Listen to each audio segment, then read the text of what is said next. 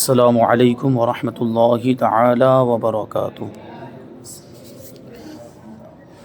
نحمدہ ونصلی ونسلم علی رسولہ الکریم، اما بعد فاعوذ باللہ من الشیطان الرجیم، بسم اللہ الرحمن الرحیم۔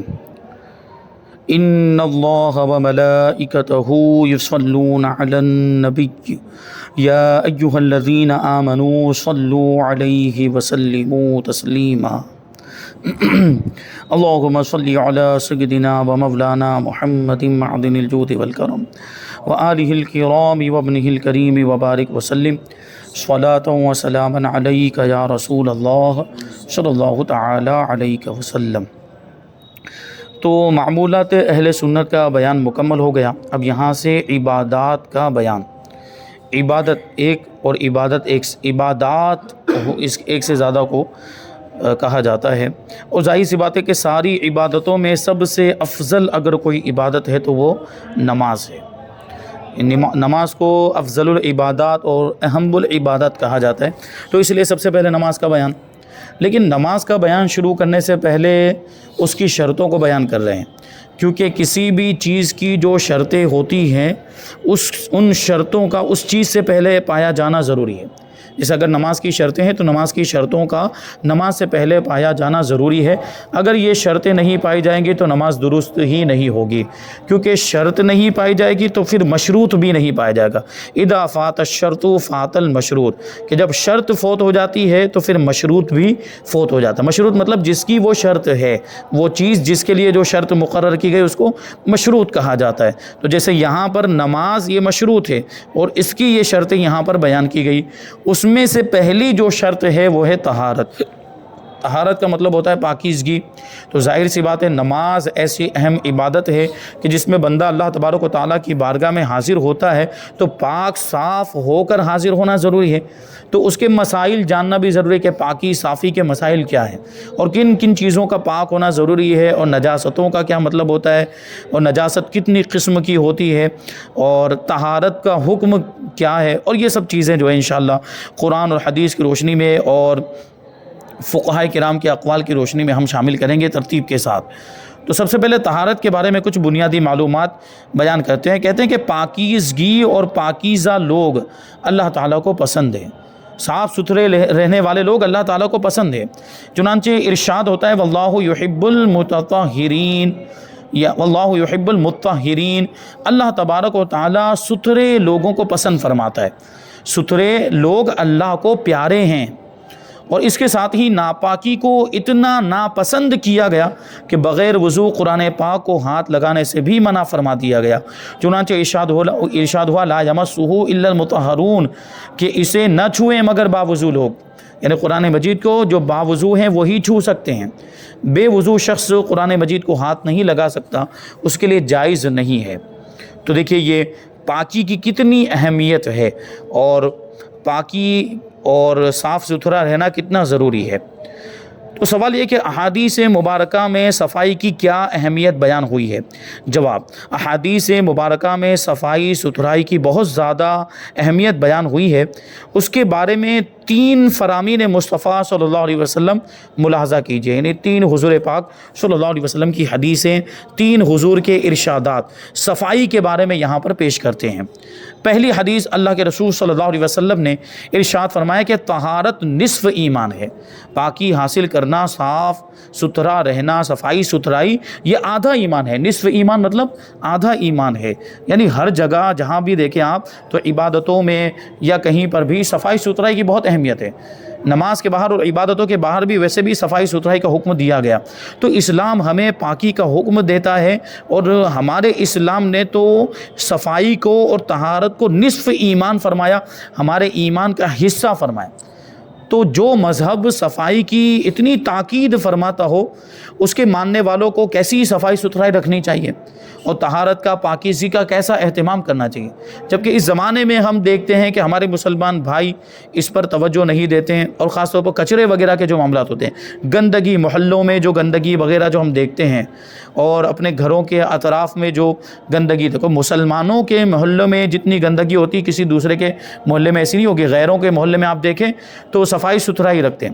مطلب کیا حکم ہمیں دیا گیا، عمل وہ کر رہے ہیں۔ ہمیں حکم دیا جا رہا ہے کہ صفائی نصف ایمان ہے تو ہمیں اس پر عمل کرنا چاہیے۔ ہمارا اسلام پاکیزگی کا مذہب ہے اور پاکیزگی کا حکم دیتا ہے۔ اللہ تبارک و تعالیٰ بھی پاکیزہ ہے اور پاکیزہ چیزوں کو پسند فرماتا ہے، تو ہمیں صاف ستھرا رہنا چاہیے اور اپنے اطراف کی جو جگہ، علاقہ، گھر اور گھر کے آس پاس جتنی بھی مطلب ہم سے تعلق رکھنے والی چیزیں ہیں ان ساری چیزوں کو صاف ستھرا رکھنا چاہیے، تاکہ دیکھنے والا بھی یہ کہے کہ یہ ایک مسلمان کے رہنے کی جگہ ہے اور یہ ایک مسلمان کا محلہ ہے، یہ ایک مسلمان کا علاقہ ہے۔ وہاں دیکھنے سے پتہ چلنا چاہیے کہ یہ اسلام پر عمل کرنے والے لوگ ہیں، جو اسلام صفائی کی اتنی تاکید فرماتا ہے، تو ہم کو اس پر عمل کرنا چاہیے۔ دوسری حدیث، اللہ کے رسول نے ارشاد فرمایا کہ بے شک اسلام صاف ستھرا دین ہے تو تم بھی صفائی ستھرائی حاصل کیا کرو، کیونکہ جنت میں صاف ستھرے رہنے والے لوگ ہی داخل ہوں گے۔ جو صاف ستھرے رہا کرتے ہیں، جو طہارت حاصل کرتے ہیں، جو پاکیزگی والے ہیں اور جو پاکیزگی کو، طہارت کو پسند کرتے ہیں، وہ جنت کے حقدار اور جنت کے مستحق ہیں، یعنی ایسے لوگ جنت میں جائیں گے۔ اور پھر یہ بھی ظاہر سی بات ہے کہ ایمان بھی ایک پاکیزگی ہے، ایمان بھی ایک طہارت ہے، اور کفر ناپاکی ہے۔ شرک کو تو ناپاکی قرآن مجید کے اندر بھی فرمایا گیا کہ انما المشرکون نجس، کہ بے شک یہ مشرکین جو ہے وہ ناپاک ہیں، کیونکہ جو مشرک ہو وہ کبھی پاک ہو ہی نہیں سکتا۔ تو ایمان بھی ایک پاکیزگی ہے، اور ایمان خود ہم سے تقاضا کرتا ہے کہ ہم نے جو ایمان والی جو پاکیزگی اور طہارت حاصل کر لی، تو پھر ہم دوسری طہارتیں بھی حاصل کریں، دوسری پاکیزگی بھی، صفائی ستھرائی کا بھی اہتمام کریں، یعنی روحانی طور پر بھی اپنے آپ کو صاف ستھرا رکھیں، اور ظاہری طور پر آپ کا بدن بھی صاف ستھرا ہو، آپ کا لباس بھی صاف ستھرا ہو، اور جس جگہ پہ آپ عبادتیں کرتے ہیں یا جہاں پر آپ رہتے ہیں اور آپ کا محلہ وغیرہ، وہ ساری چیزیں بھی صاف ستھری ہونی چاہیے۔ یہ اسلام ہمیں تعلیم دیتا ہے۔ تیسرے نمبر پر ارشاد فرمایا کہ جو چیز تمہیں مل جائے اس سے صفائی ستھرائی حاصل کرو، یعنی جو صفائی ستھرائی حاصل کرنے کے لیے جو بھی پانی مل جائے، یا جیسے اگر استنجا کرتے ہیں تو وہاں ڈھیلے کی بھی اجازت ہے، ڈھیلا بھی استعمال کر سکتے ہیں تو وہ ڈھیلا استعمال کریں، جو بھی پاک کرنے والی چیز ہو اس کے ذریعے سے صفائی ستھرائی حاصل کرو۔ اللہ کریم نے اسلام کی بنیاد صفائی پر رکھی ہے، اور جنت میں صاف ستھرے رہنے والے ہی داخل ہوں گے۔ تو یہ بھی بات، اور پھر یہ گندا رہنا، یہ بھی تو اخلاقی اعتبار سے بھی برا سمجھا جاتا ہے، انسانیت کے مروت کے بھی خلاف اس کو سمجھا جاتا ہے کہ آدمی کا لباس گندا ہو، اس کا جسم گندا ہو، بدبو آتی ہو، لوگ اسے دور بھاگتے ہیں، ایسے شخص سے لوگ قریب نہیں ہوتے، یہ دنیاوی اعتبار سے بھی برا سمجھا جاتا ہے۔ ہمارا مذہب تو اس کی تعلیم بھی دیتا ہے۔ اور پھر یہ بات بھی آپ ذہن میں رکھیں کہ اسلام اتنا پیارا مذہب ہے کہ ہماری کچھ دنیاوی چیزوں کو بھی اس نے عبادت کا درجہ دے دیا۔ اب دیکھیں، صفائی ستھرائی حاصل کرنا ویسے انسانیت کا بھی تقاضا ہے، مروت کا بھی تقاضا، اور یہ اخلاق کا بھی حصہ ہے، لیکن اسلام نے اس کو اس کا حکم دے کر اور اس کی تاکید فرما کر اس کو عبادت کا درجہ دے دیا۔ اب آپ صفائی ستھرائی حاصل کریں تو دیکھیں جنت کا مژدہ مل رہا ہے، جنت کی بشارت مل رہی ہے کہ صاف ستھرے رہنے والے تو جنت میں داخل ہوں گے۔ تو ہمارا اسلام یہ اتنی پیاری پیاری باتیں صفائی کے تعلق سے ہمیں بتاتا ہے اور ہمیں صفائی کی تاکید فرماتا ہے، تو ہمیں صفائی کا کتنا اہتمام کرنا چاہیے، اور زیادہ دوسروں کے مقابلے میں، غیروں کے مقابلے میں سب سے زیادہ ہمیں صفائی کا اہتمام کرنا چاہیے، کیونکہ صفائی کے احکام اور طہارت کے احکام جتنی تفصیل کے ساتھ اور جتنے اہتمام کے ساتھ اسلام میں بیان کیے گئے، کسی اور مذہب کے اندر نہیں بیان کیے گئے۔ ایک ایک چیز، باریک سے باریک چیز، چھوٹی سی چھوٹی چیز سے لے کر بڑی سے بڑی چیز، صفائی کے تعلق سے، طہارت کے تعلق سے وہ بیان کی گئی، اس کے تفصیلی احکام ہماری شریعت کے اندر موجود ہے۔ ابھی آپ آگے سماعت کریں گے کہ نجاستوں کی قسمیں بیان کی گئی، کون سی چیز نجاست غلیظہ، کون سی چیز نجاست خفیفہ ہے، اور نجاست غلیظہ کے کیا احکام ہیں، نجاست خفیفہ کے کیا احکام ہیں۔ کیا کسی دوسرے مذہب کے اندر یہ ساری تفصیل ملے گی؟ آپ کو نہیں ملے گی۔ یہ ساری تفصیل آپ کو صرف اسلام کے اندر ہی ملے گی، کیونکہ اسلام پاکیزہ مذہب ہے، اور اسلام بھیجنے والا رب بھی پاک ہے، طیب ہے، اور اس کے رسول بھی پاک ہیں۔ اللہ پاکیزہ ہے، پاکیزہ چیزوں کو پسند کرتا ہے، اللہ پاک ہے، پاکیزہ چیزوں کو پسند کرتا ہے، اور پاک رہنے کا حکم بھی دیتا ہے، تو ہمیں پاک رہنا چاہیے۔ تو یہ بھی ایک چیز ہے۔ تو اب طہارت کے تعلق سے کچھ اور مزید باتیں اس میں شامل کرتے ہیں۔ سوال یہ ہے کہ طہارت کی کتنی قسمیں ہیں؟ جواب، طہارت کی 2 قسمیں ہیں، ایک طہارت صغریٰ اور دوسرے نمبر پر طہارت کبریٰ۔ اس کا لفظی ترجمہ اگر آپ کریں تو اس کا معنی ہوتا ہے کہ چھوٹی طہارت اور بڑی طہارت، یعنی چھوٹی صفائی ستھرائی اور بڑی صفائی ستھرائی۔ تو بات ویسے آپ کو سمجھ میں آ رہی ہوگی، اس کے بارے میں کہہ بھی رہے کہ چھوٹی طہارت سے کیا مراد ہے اور بڑی طہارت سے کیا مراد۔ فرماتے کہ طہارت صغریٰ سے مراد وضو ہے، اور طہارت کبریٰ سے مراد غسل ہے، کیونکہ چھوٹی وہ دیکھنے میں بھی چھوٹی ہے کہ بس وہ 4 اعضاء کو آپ کو دھونا ہے، یعنی 3 اعضاء جو ہیں چہرہ، ہاتھ اور پیر کو دھونا ہے، سر کا مسح کرنا ہے، 4 فرائض ہیں اور کچھ سنتیں ہیں، لیکن دیکھنے جائے تو غسل کے مقابلے میں یہ چھوٹی ہے کہ اس میں عمل بھی کم ہے اور اعضاء بھی کم دھونے پڑتے ہیں، تو وضو چھوٹی طہارت ہوا، اور غسل کے اندر پورے بدن کو دھونا پڑتا ہے تو وہ ہوا بڑی طہارت۔ اور حکم کے اعتبار سے بھی کہ اس کا حکم سخت ہے اس کے مقابلے میں، کہ بغیر وضو کے کچھ چیزیں ہو جاتی ہیں، بغیر وضو کے آپ جیسے تلاوت کر سکتے ہیں، وظائف وغیرہ پڑھ سکتے ہیں، ہاتھ لگائے بغیر، قرآن مجید کو ہاتھ لگائے مگر، لیکن غسل اگر نہیں ہے، آپ ناپاک ہیں، آپ جنوبی ہیں، تو بغیر طہارت کبریٰ کے بہت یہ سب چیزیں آپ نہیں کر سکتے، قرآن پاک کی تلاوت نہیں کر سکتے، کچھ چیزیں اس میں بھی ہو سکتی ہے لیکن اس کا حکم اور زیادہ سخت ہو جاتا ہے، تو اس اعتبار سے بھی وہ طہارت کبریٰ ہے۔ آگے سوال کہ ہر شخص کو طہارت کے کس قدر مسائل اور احکام سیکھنا ضروری ہے؟ بہت اہم سوال ہے کہ ہر مسلمان کو طہارت کے مسائل کتنے آنے چاہیے، کتنے احکام طہارت کے ہر شخص کو، ہر مسلمان کو معلوم ہونے چاہیے؟ جواب، ہر عاقل و بالغ مسلمان مرد و عورت کے لیے، یعنی ہر عقل رکھنے والا، یعنی اگر مجنون پاگل ہے تو وہ اس حکم میں وہ داخل نہیں، کیونکہ وہ شریعت کا مکلف ہی نہیں۔ شریعت کا مکلف ہونے کے لیے عقل سلامت ہونا ضروری، مجنون اور پاگل کی عقل سلامت نہیں ہوتی تو وہ شریعت کا مکلف نہیں ہے۔ تو سب سے پہلے جو شرط ہے وہ ہے عاقل کی شرط، دوسری جو شرط ہے وہ ہے بالغ، نابالغ بھی شریعت کا مکلف نہیں ہوتا، اس پر بھی شریعت کے احکام لاگو نہیں ہوتے، نافذ نہیں ہوتے۔ اسی وجہ سے تو اگر وہ مدرسے میں جو چھوٹے بچے آتے ہیں وہ بے وضو اگر قرآن مجید کو چھو بھی لیتے ہیں تو ان پر کوئی مواخذہ نہیں ہے، وہ گنہگار نہیں، لیکن پھر بھی حکم یہ ہے، ان کی تربیت کے لیے حکم دیا جاتا ہے کہ ان کو بھی وضو کرنے کا حکم دیا جائے گا، وہ ان کی تربیت کے لیے کہ وہ جائیں وضو کریں تاکہ وہ ان کی وضو کرنے کی عادت بنے، کہ آگے جب وہ بڑے ہو جائیں گے، بالغ ہو جائیں گے تو پہلے سے اگر یہ عادت بنی ہوئے گی تو اس پر وہ عمل کریں گے اور ان کے لیے عمل کرنا آسان بھی ہوگا، کہ پہلے سے عادت بنی ہوگی۔ ورنہ وہ اگر وضو نہیں بھی کرتے ہیں، بے وضو بھی اگر وہ قرآن مجید کو چھو لیتے ہیں نابالغ بچے، تو اس میں کوئی حرج نہیں، تو بالغ ہیں۔ اور تیسرے نمبر پر مسلمان، کیونکہ کافر بھی شریعت کا مکلف نہیں ہے، اور مرد و عورت دونوں شامل ہیں، مسلمان مرد و عورت دونوں کے لیے حکم ہے۔ فرماتے ہیں ہر عاقل و بالغ مسلمان مرد و عورت کے لیے طہارت کے وہ احکام سیکھنے فرض عین ہیں جن سے نماز درست ہو سکے۔ فرض عین کا مطلب اس سے پہلے بھی بتایا جا چکا ہے، فرض عین کا مطلب ہوتا ہے ہر مسلمان پر فرض ہے، ہر مسلمان پر ضروری، کوئی اس سے مستثنا نہیں، کوئی اس حکم سے باہر نہیں، کوئی اس حکم سے الگ نہیں، یعنی ہر مسلمان کے لیے طہارت کے لیے، ہر مسلمان عاقل و بالغ مرد و عورت کے لیے طہارت کے اتنے مسائل سیکھنا ضروری ہے جس سے اس کی نماز درست ہو سکے، یہ بات ذہن میں رہنی چاہیے۔ اور فرض عین کا یہی مطلب، اس کے مقابلے میں ایک فرض آتا ہے وہ ہے فرض کفایہ، جیسے نماز جنازہ فرض کفایہ ہے مثال کے طور پر، یعنی اس کا مطلب یہ ہوتا ہے کہ اگر چند لوگوں نے یہ نماز جنازہ پڑھ لی، محلے والوں میں سے، بستی والوں میں سے، علاقے والوں میں سے، وہ مرحوم جو مسلمان تھے ان کی نماز جنازہ 3-4 لوگ 5-6 لوگوں نے بھی اگر پڑھ لی ہے تو باقی لوگ بری ذمہ ہو گئے، کیونکہ فرض کفایہ ادا ہو چکا۔ فرض کفایہ کا مطلب یہ ہوتا ہے کہ چند لوگ بھی اگر ادا کر لیں تو باقی لوگ بری ذمہ ہو جاتے ہیں، لیکن فرض عین ایسا نہیں۔ فرض عین کا تو مطلب یہ ہے کہ ہر مسلمان پر لازم اور ہر مسلمان پر فرض اور ہر مسلمان کے لیے وہ ضروری ہے۔ تو یہ طہارت کے یہ مسائل سیکھنا کہ جس سے نماز درست ہو سکے، یہ ہر مسلمان مرد و عورت عاقل و بالغ پر فرض ہے۔ آگے سوال کہ طہارت کے بغیر نماز پڑھنے والے کا کیا حکم ہے؟ جواب، بلا عذر، بغیر کسی مجبوری کے جان بوجھ کر بغیر طہارت کے نماز پڑھنا کفر ہے، جبکہ اسے جائز سمجھے یا استہزاءً یعنی مذاق اڑاتے ہوئے یہ فعل کرے۔ کیا مطلب ہوا کہ اگر اس کو جائز سمجھے یعنی کہ بغیر طہارت اور بغیر وضو کے نماز پڑھنے کو جائز سمجھ کے پھر پڑھے تو کافر ہو جائے گا، یا مذاق کے طور پر نماز کو ہلکا سمجھتے ہو کہ نماز ایسی کوئی ضروری چیز نہیں ہے کہ اس کے لیے وضو کیا جائے، اس کے لیے پاکی حاصل کی جائے، اس کے لیے طہارت حاصل کی جائے، یہ ارادہ، یہ نیت اور یہ عقیدہ ہو اور پھر بغیر وضو کے اگر وہ نماز پڑھ رہا ہے بغیر طہارت کے تو وہ کافر ہو جائے گا۔ لیکن عام طور پر اگر ایسا عقیدہ نہیں ہے، بس وہ مان لیجئے کہ کوتاہی کی وجہ سے یا شہوت نفس کی وجہ سے بغیر وضو کھڑا ہو گیا تو یہ حرام تو کم سے کم ہے، کیونکہ طہارت کے ساتھ نماز پڑھنا یہ فرض ہے، تو یہ فرض کا مخالف ہوا یعنی حرام ہوا، اور اگر اس میں وہ چیزیں پائی جا رہی ہیں کہ اس کو جائز سمجھ کے ایسا کر دیا یا استہزاءً مذاق اڑاتے ہوئے ایسا کیا تو پھر وہ کافر ہو جائے گا، کیونکہ نماز یہ افضل العبادات ہے، نماز کی توہین یا نماز کا مذاق اڑانا کفر ہے۔ سوال وہ طہارت جو نماز کی شرط ہے اس سے کیا مراد ہے؟ جواب اس سے مراد یہ ہے کہ نمازی کا بدن، اس کے کپڑے اور وہ جگہ جہاں نماز پڑھنی ہے وہ نجاست سے پاک ہو، گندگی سے پاک ہو۔ نمازی کا بدن بھی، اس کے کپڑے بھی، اور جہاں وہ نماز پڑھتا ہے، یعنی نماز پڑھنے میں اس کے اعضاء جتنی جگہ سے مس ہوتے ہیں، ٹچ ہوتے ہیں، لگتے ہیں، اس جگہ کا پاک ہونا ضروری ہے۔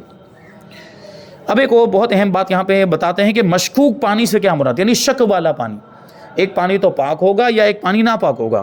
ایک وہ پانی جس میں کوئی نجاست نہیں گری اور نجاست سے اس کا کوئی تعلق نہیں، وہ پاک ہے، اور ایک وہ پانی جس میں نجاست گر گئی اور وہ دہ دردہ سے کم بھی ہے۔ اس کی پوری تفصیل آئے گی کہ دہ دردہ اور دہ دردہ سے کم ہونا یا زیادہ ہونے کا کیا مطلب ہے۔ تو اس میں اگر نجاست گر گئی ہے تو وہ ناپاک ہو جاتا ہے۔ تو ایک تو پاک ہوا، ایک ناپاک ہو۔ یہ مشکوک کا پھر کیا مطلب؟ جس میں شک ہو، یعنی جس کے پاک یا ناپاک ہونے میں شک ہو، تو ایسے پانی سے کیا مراد ہے؟ جواب دیتے ہیں کہ اس سے مراد وہ پانی ہے جس کے وضو کے قابل ہونے میں شک ہو، کیونکہ جب اس کے پاک یا ناپاک ہونے میں شک ہو گیا تو اب یہ وضو کے قابل ہے کہ نہیں ہے، اس میں بھی شک ہو جائے گا۔ اس سے وضو کیا جا سکتا ہے کہ نہیں کیا جا سکتا، اس میں بھی شک ہو جائے گا۔ تو اب یہ کون سا پانی ہے؟ فرماتے کہ گدھے اور خچر کا جوٹھا یہ مشکوک ہے، یعنی گدھا اگر کسی پانی کے اندر منہ ڈال دیتا ہے اور وہ دہ دردہ سے کم ہے، اسی طرح خچر اگر کسی پانی کے اندر منہ ڈال دیتا ہے اور وہ دہ دردہ سے کم، جیسے برتن میں ہم نے پانی بھر کے رکھا ہوا تھا، ڈول میں پانی بھر کے رکھا ہوا تھا، اور اسی طرح کسی ٹب وغیرہ میں پانی، اور اس میں گدھے نے آ کر منہ ڈال دیا یا اس کے اندر خچر نے آ کر منہ ڈال دیا، تو وہ پانی ہو جائے گا مشکوک۔ اور یہ مشکوک کیوں ہوا؟ اس کی اصل وجہ جو ہے یہ گدھے اور خچر کی حرمت اور حلت، کہ گدھا اور خچر یہ حلال جانوروں میں ہے یا حرام جانوروں میں، اس میں علماء کا اختلاف ہے۔ اگر اس کو حرام جانوروں میں مانے تو اس کا جوٹھا یعنی اس کا تھوک ناپاک ہوگا، اور جوٹھا ناپاک اسی وجہ سے ہو جاتا ہے کہ وہ تھوک اس میں لگ جاتا ہے۔ تو اگر اس کو حرام جانوروں میں مانیں گے تو یہ اس کا جوٹھا بھی ناپاک ہو جائے گا، اور اگر اس کو حلال جانوروں میں مانیں گے تو جیسے گائے اگر منہ ڈال دے تو اسے پانی ناپاک نہیں ہوتا ہے کیونکہ وہ حلال جانوروں میں، تو اسی طرح اگر یہ گدھا اور خچر اس کو حلال مانتے ہوئے یہ دیکھیں تو پھر ایسی صورت میں وہ جوٹھا اس کا ناپاک نہیں ہونا چاہیے۔ لیکن اختلاف ہے، اور اختلاف کی وجہ سے اب پتہ نہیں چل پائے گا کہ ہم کدھر جائیں، تو وہ شک رہے گا وہ۔ تو اسی وجہ سے اگر یہ جس پانی کے اندر منہ ڈال دیں تو وہ پانی بھی مشکوک ہو جاتا ہے، لہٰذا اس سے وضو نہیں ہو سکتا۔ کیونکہ ایک بات یہ کہ طہارت فرض ہے، طہارت ضروری ہے، اور کسی بھی شک والی چیز سے طہارت حاصل نہیں ہو پائے گی۔ طہارت تو ایسے پانی سے حاصل ہوگی جو یقینی طور پر پاک ہو، جو یقینی طور پر پاک ہو، اس سے طہارت۔ یہاں تو شک ہو گیا، تو اس وجہ سے اس پانی کو طہارت کے لیے استعمال نہیں کر سکتے، کیونکہ بے وضو ہونا یقینی ہے، وضو ٹوٹ گیا تھا یہ یقینی ہے، اور یقینی ناپاکی مشکوک چیز سے زائل نہیں ہو سکتی۔ یقین کے ساتھ ہمیں معلوم ہے کہ ہم بے وضو ہیں، اور یہاں جو پانی ہے اس میں شک ہے، تو اس شک والے پانی کے ذریعے سے جو یقینی ناپاکی ہے یا یقینی طور پر بے وضو ہونا ہے وہ ختم نہیں ہو پائے گا۔ تو اب کرنا کیا ہے اس کے بارے میں آگے سوال ہے کہ مشکوک پانی کا پھر حکم بیان کر دیجئے کہ اگر مشکوک پانی موجود اور دوسرا کوئی پانی موجود نہیں ہے تو کیا کریں گے؟ دوسرا مائع مطلق موجود نہیں، پاک پانی یا غیر مشکوک پانی جو قابل استعمال ہو، وضو کے لائق ہو اور یا غسل کے لائق، ایسا پانی موجود ہی نہیں ہے اور مشکوک پانی ہی موجود ہے، تو پھر کیا کریں گے ایسی صورت کے اندر؟ تو اس کا حکم بیان کرتے ہیں کہ اچھا پانی ہوتے ہوئے مشکوک پانی سے وضو اور غسل جائز نہیں ہے۔ یعنی ایک طرف مائع مطلق موجود ہے، اچھا پانی جو مشکوک نہیں ہے، قابل استعمال، وہ موجود ہے، تو پھر مشکوک پانی کا استعمال جائز نہیں ہوگا۔ اور اگر اچھا پانی نہ ہو تو اسی سے وضو اور غسل کرے، یعنی مشکوک پانی ہی سے وضو اور غسل کرے، اور تیمم بھی کرے، یہ شرط ہے اس کے ساتھ، تیمم بھی کرنا پڑے گا۔ اور بہتر یہ ہے کہ وضو، اچھا سوال یہ آ جاتا ہے کہ اگر وضو بھی کرنا ہے تیمم بھی کرنا ہے تو تیمم پہلے کریں گے یا وضو پہلے کریں گے؟ تو اس کا جواب ہے بہتر یہ ہے کہ وضو پہلے کر لے، اور اگر عکس کیا یعنی اس کا الٹا کر لیا کہ پہلے تیمم کیا پھر وضو کیا تو اس میں بھی کوئی حرج نہیں ہے، اس سے بھی وضو ہو جائے گا۔ اور اس صورت میں وضو اور غسل میں نیت کرنی لازم ہے۔ کون سی والی صورت کے اندر؟ یعنی پہلے تیمم کر رہے ہیں پھر وضو کر رہے ہیں تو وضو اور غسل دونوں میں نیت کرنا ضروری ہو جائے گا، ورنہ عام طور پر حکم کیا ہے کہ غسل کے اندر اور وضو کے اندر نیت ضروری نہیں، تیمم کے اندر نیت ضروری ہے، تیمم کے اندر نیت، وضو اور غسل کے اندر نیت کرنا سنت ہے۔ لیکن کہتے ہیں کہ یہاں چونکہ تیمم کا بھی اس سے تعلق ہو گیا اور تیمم میں نیت کرنا فرض ہے، تو اب اس کے ساتھ تیمم کو جوڑ کر دیکھا جائے تو یہاں پر وضو اور غسل کے اندر بھی نیت کرنا اب لازم ہو جائے گا۔